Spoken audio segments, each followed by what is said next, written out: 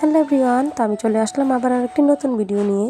তো এখন আমি স্নান করে চলে এসেছি। এবার ভালো করে মাথা আঁচড়ে সিঁদুরটা পরে নেব, কারণ এখন আমি যাব পুজো দিতে।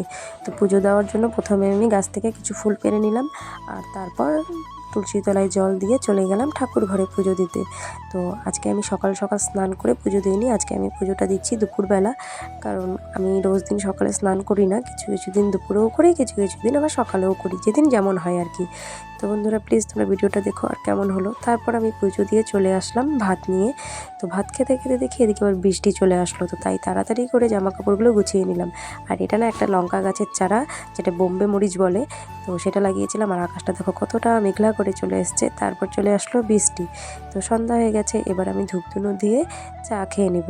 আর সন্ধ্যাবেলা চা না খেলে আমার একদমই ভালো লাগে না, সকাল সন্ধ্যা দুবেলাই আমার চা খেতেই হবে। তো বন্ধুরা প্লিজ ভিডিওটা কেমন হলো আমাকে একটু জানিও। তারপর রাত্রেবেলা ভেজে নিলাম গরম গরম পুরি। আর এবার আমরা রাত্রের ডিনারটা সেরে নেব। পুরি আর দুপুরবেলা আমি রান্না করেছিলাম আলু পনিরের তরকারি, আর মেয়েকে দিতেই দেখো মেয়ে কতটা হ্যাপি হয়ে গেল। তো বন্ধুরা ভিডিওটা কেমন হলো জানিও। তো চলো টাটা, বাই বাই।